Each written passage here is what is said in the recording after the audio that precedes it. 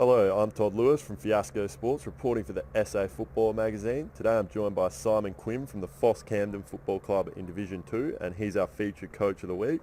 So Simon, tell us a little bit about yourself. Where'd you grow up playing footy and how'd you fall in love with the game?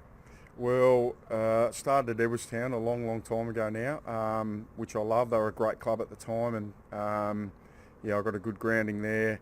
Played juniors and then a couple of years of senior footy, and then went off to South Adelaide. Played there for 10 years, and again that was a really good time down there. Although we didn't have much success, got to meet a lot of good people, and still friends with a lot of them today.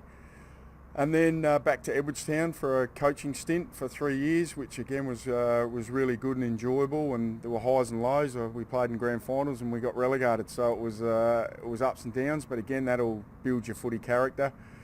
From there, it was down to Mount Gambier with work and family sort of move, and coached East Gambier, which was, to be a part of country footy was probably been the highlight of my footy time, just because of the environment that you're in, and after a few years out of the game, I came back, had a year at Smosh with a mate from work, which was again a really good year.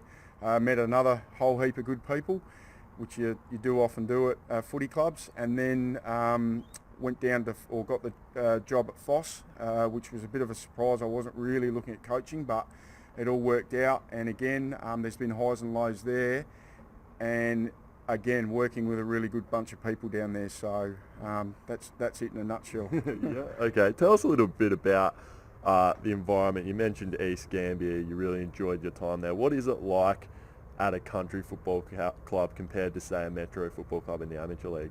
Yeah, I think probably the biggest thing is the football and netball travel together, so it's one big group. And a perfect example was our kids were small. We wouldn't see them all day Saturday, and there'd be a pack of 30 or 40 kids all walking around the oval. So they were in a really safe environment, being looked after by other kids that they're now friends with as they've got older. And so it's that sort of environment. The whole town lives and breathes footy, so and other sports. So yeah, it's not like in Adelaide where everyone just goes their separate ways. You're sort of talking about football or cricket or whatever it is all year round. There's always something going on, and everyone knows everyone, and it can be a good thing and it can be a bad thing, but it's more a good thing. So yeah, that's probably the difference between Adelaide and or the city and the country. Yeah, knowing a little bit about the Mount Gambier League itself, there's obviously a fair few healthy rivalries within the town.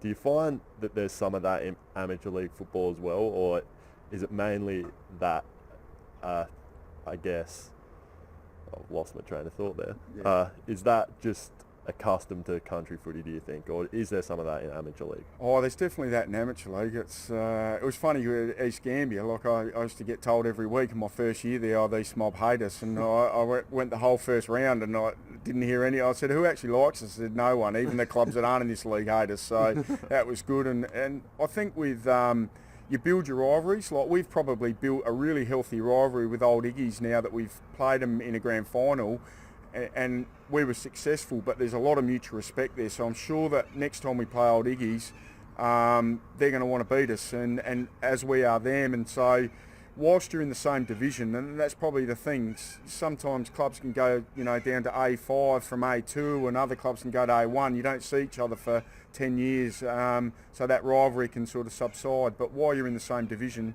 I think there are some really healthy Division 2, let's say, rivalries.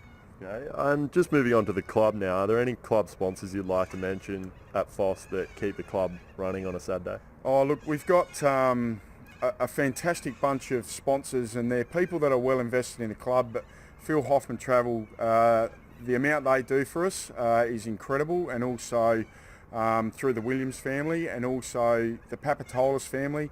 The boys play, they work there while they're going to uni, and Tuss and Alison, who are the part owners of it with the other family, just the support they give us.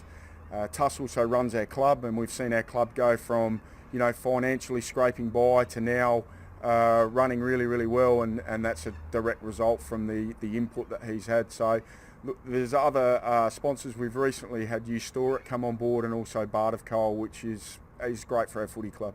Okay, thank you, Simon. I'm Todd Lewis from Fiasco Sports, reporting for the SA Football magazine. Today I've been joined by Simon Quinn from the PHOS Camden Football Club in Division 2, and he's been our feature coach of the week.